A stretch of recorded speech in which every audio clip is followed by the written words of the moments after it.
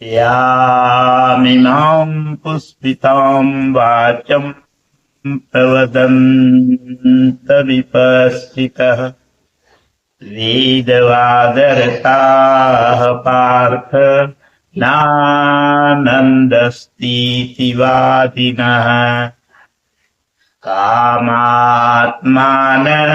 स्वर्गपरा जन्म कर्म फलप्रदाम् क्रिया विशेष बहुबलाम् भोगैश्वर्य गतिं प्रति।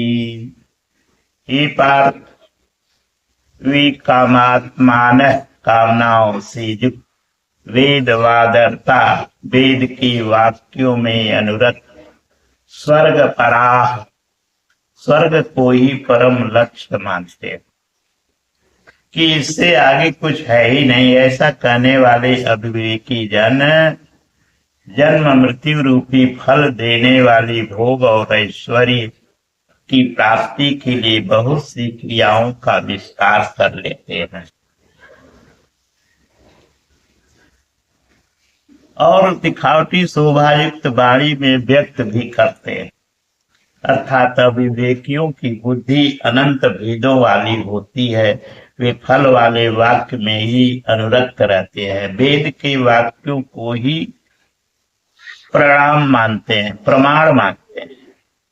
स्वर्ग को ही श्रेष्ठ मानते हैं। उनकी बुद्धि बहुत सी भेदों वाली है, इसलिए अनंत क्रियाओं की रचना कर लेते हैं। वे नाम तो परम तत्व परमात्मा का ही लेते हैं, किंतु उसकी ओट में अनंत क्रियाओं का विस्तार करते हैं। तो क्या अनंत क्रियाएं कर्म नहीं है? श्री कृष्ण कहते हैं नहीं, अनंत क्रियाएं कर्म नहीं, तो वह एक निश्चित क्रिया है क्या? श्री कृष्ण अभी यह नहीं बता, अभी तो केवल इतना कहते हैं कि विवेकियों की बुद्धि अनंत शाखाओं वाली होती है, इसलिए वे अनंत क्रियाओं का विस्तार कर लेते हैं। वे केवल विस्तार ही नहीं करते, अपितु आलंकारिक शैली में उसे व्यक्त भी करते हैं। और उसका प्रभाव क्या होता है, इस पर आप देखें अगले श्लोक में। ओम श्री सद्गुरुदेव भगवान की जय।